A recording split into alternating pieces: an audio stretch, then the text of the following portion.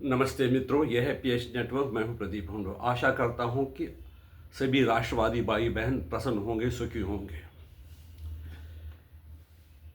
एक स्टेटमेंट आया है इसराइल के कैनसेट से। कई लोग उसको नेसेट बोलते हैं, कोई कैनसेट बोलते हैं। तो मैंने वो उस पर देखा था गूगल में, तो वो कैनसेट ही है, के साइलेंट नहीं है।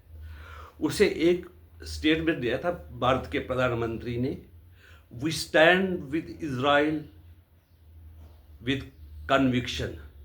ये एक खाली स्टेटमेंट नहीं है, ये हमें बिलीव करते हैं कि सबको जिंदा रहने का हक है। हम न 26/11 भूले हैं, न 7/10 भूले हैं। जो इनोसेंट लोग अपना फंक्शन बना रहे थे, फेस्टिवल बना रहे थे, उस पर कैसे हमला हुआ, हम उसको नहीं भूले। हम सारी दुनिया को ये बताना चाहते हैं कि जो यूएनओ का पीस प्लान है, हम उसके साथ हैं। लेकिन हम जो उग्रवाद जो किसी प्रकार का है उसके खिलाफ है, चाहे कोई उसको अच्छा उग्रवाद कहे या कोई बुरा उग्रवाद कहे। अगर हमास ने कुछ बुरा क्यों किया जिसके कारण कई फिलिस्तीनी भी मर गए, तो उसके लिए इजराइल जिम्मेदार नहीं है। उसके लिए जिम्मेदार कौन है? वो हमास है। और वो लोग भी जिम्मेदार है जिन्होंने हमास को सपोर्ट किया है, क्योंकि बिना पैसे के, बिना सपोर्ट के कोई भी मूवमेंट या कोई भी, चाहे वो उग्रवाद हो या तस्करी हो, उसमें पैसे की जरूरत पड़ती है। जो लोग पैसे उपलब्ध करवा रहे थे हमास को, वो भी उतने ही जिम्मेदार है इस बात पे कि मुस्लिम उम्मा की सहायता करना हमारा फर्ज है। ये उनको याद रखना चाहिए कि यासिर अराफात, जिसने भी पहले अल फतह वगैरह कुछ मूवमेंट स्टार्ट की, वो भी समझ में उनको आ गया कि हथियारों से कुछ मिलने वाला नहीं है, और उन्होंने भी पीस प्रोसेस को प्रेफरेंस दी थी। अब मैं आपको बताऊं कि साउथ अफ्रीका में अपार्थाइड रजीम थी, जो कि वहां के जो काले थे उनके साथ क्या अत्याचार कर रही थी। उन्होंने हिंसा का सहारा नहीं लिया। उन्होंने क्या किया? पीसफुली एजिटेट किया, पीसफुली मूवमेंट चलाई, जिसके कारण एक न एक दिन वो जो सरकार था उसको इस्तीफा देकर एक डेमोक्रेटिकली इलेक्टेड सरकार चुननी पड़ी। लेकिन जब हथियार आदमी उठाता है, निर्दोष लोगों को मारता है, तो उनके साथ जो सहानुभूति होती है वो समाप्त हो जाती है। इस दौर ऐसे मौके पर हमारे प्रधानमंत्री इजराइल गए जहां पर ईरान और अमेरिका के बीच में, जहां इजराइल भी इसमें इन्वॉल्व है, कभी भी जंग हो सकती है। ये देखते हुए भी वो इजराइल गए, और इससे उसने सारे विश्व को ये संदेश दिया कि हम पूरी तरह इजराइल के साथ है। क्योंकि इजराइल का समर्थन करना इसलिए भी जरूरत है क्योंकि ये जो ऐसे कट्टरपंथी जो व्यक्ति है, वो ये कहते हैं कि यहूद को जिंदा रहने का कोई हक नहीं है। हम उनकी बच्चों को मारेंगे, प्रॉपर्टी पर कब्जा करेंगे, और उनके साथ जो जितना भी अत्याचार कर रहा है वो करेंगे, क्योंकि हम उनको जीने का हक नहीं है। वो पता नहीं कौन सी किताब में लिखा है, ये मुझे पता नहीं, लेकिन ये ईरान के जो प्रेजेंट रजीम के मुखिया है, और जो दूसरे देशों में कट्टरपंथी बैठे हुए हैं, जो डायरेक्टली काम करते हैं और जो इनडायरेक्टली काम करते हैं, जो ये पैसे वगैरह जिसके लिए वो चाहिए, वो उस प्रकार की सपोर्ट करते हैं। हमारे यहाँ पर भी, जैसे यहाँ पर भी हुनूद को खत्म करने की बात कही जा रही है। ये साउथ एशिया की बात है, हुनूद यानी हिंदूज को। नेस्त नाबूद करने की बात होती है। उनकी महिलाओं को सेक्स स्लेव यूज करना, उनके बच्चों को मारना, उनकी प्रॉपर्टी पे कब्जा करना और उनके जो मेल है उनको मार देना। इस सोच के खिलाफ सारी दुनिया को इकट्ठा होना चाहिए। तो मैं ये कहना चाहता हूं, कई लोग ये पूछेंगे कि आम फिलिस्तीनियों का कसूर क्या था। मैं ये कहना चाहता हूं उनको, जो कुछ फिलिस्तीनी गाजा में फंसे हुए हैं वो मजबूर है, उनको हमास ने यरगमाल बनाया हुआ है। बाकी जो मैक्सिमम जो फिलिस्तीनी वो जॉर्डन में हैं और कई देशों में बस गए हैं। जो वहाँ पर वेस्ट बैंक में हैं वो भी ठीक तरह से बैठे हुए हैं, लेकिन गाजा में जो फंस गए उनकी मजबूरी है, जिसका फ़ायदा हमास के उग्रवादी उठाते हैं। जहाँ पर कि जो अंतर्राष्ट्रीय एजेंसियाँ जो एड बेचती थी उस पर वो कब्जा करते थे और क्या करते थे, उसको उग्रवाद के लिए इस्तेमाल करते थे, इजराइल को मारने के लिए इस्तेमाल करते थे। आम जो फिलिस्तीनी थे वो वैसी ही ज़िंदगी गुजार रहे थे जैसे वो पहले गुजारते थे।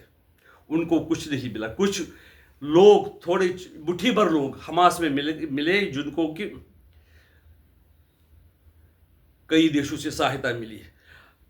हमने सुना था कि कुछ एक साल पहले ये भी मैसेज आया कि ये हमास के उग्रवादी पाकिस्तान में भी आए हुए हैं। पाकिस्तान में भी कई ऐसे लोग हैं जो उनको सपोर्ट करते हैं। ऐसे जो तत्व है, ऐसे कट्टरपंथी, उनका कभी सपोर्ट नहीं किया जा सकता है। जो जब प्रधानमंत्री इजराइल गए तो 7,149 लोगों ने उनको ट्रैक किया है। उन्होंने क्या कौन कौन सी एयर स्पेस इस्तेमाल की, पाकिस्तान को छोड़कर और ईरान को छोड़कर बाकी इस्तेमाल की, तो किसी ने उनके बारे में कुछ नहीं कहा कि आपने इस वक्त इजराइल क्यों गए। उल्टा उसका ये हुआ कि मोदी जी है जो इस कॉन्फ्लिक्ट को समाप्त करवा सकते हैं, क्योंकि उनकी मित्रता फिलिस्तीनियों से भी है और ज्यूज के साथ ही है। उनको मित्रता है फिलिस्तीनियों के साथ, वो फिलिस्तीनियों के साथ उनकी मित्रता है, उनके साथ सहानुभूति है, जो शांति से काम करना चाहते हैं, वो जो अपना हक चाहते हैं। गाजा पट्टी में फिलिस्तीनियों को इजराइल वालों ने खुद ही, उनकी सरकार ने उनको वहाँ से निकाला था और फिलिस्तीनियों को बसाया था। लेकिन इसका क्या नतीजा हुआ, वहाँ पर हमास जैसे उग्रवादी संगठन उभरे और सारे फिलिस्तीनियों का भी नुकसान करवाया और इजराइल का भी नुकसान करवा दिया। ये आप कहेंगे कि फिलिस्तीन को ख़त्म करने के लिए क्या करना पड़ेगा, फिलिस्तीन को समाप्त नहीं करना चाहना है। जो हमास की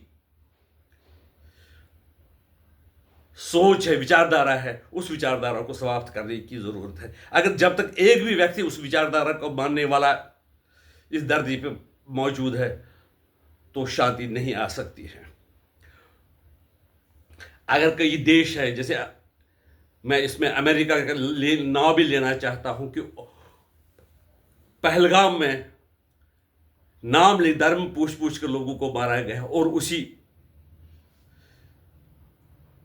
देश के chief of the army staff को अमेरिका ने स्वागत किया और अभी भी कर रहे हैं। लेकिन हमारा जो है, हमारा दोगलापन नहीं है।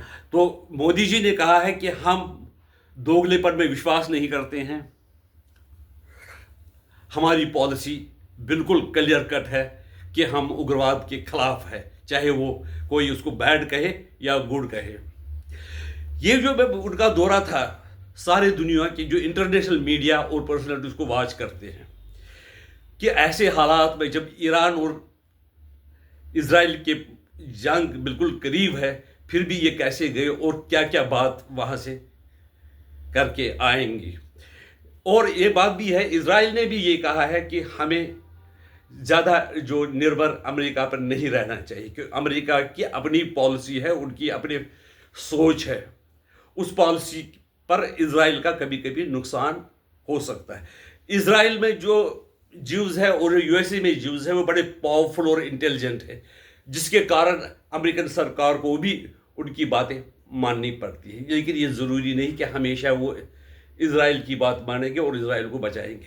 अगर एक भी न्यूक्लियर बम इजराइल पर गिर पड़ा तो इजराइल का जीव्स का खात्मा होगा। इसलिए अगर ये डिमांड इजराइल करता है कि उनको जो ये ईरान वगैरह उनको न्यूक्लियर बम बनाने की इजाज़त नहीं दी जानी चाहिए और उनको लॉन्ग रेंज मिसाइल बनाने से रोकना होगा, जो पहले भी है उनको दोस्त करना वो सही है, क्योंकि कोई विश्वास नहीं है, जो ये मानसिकता है, विचारधारा है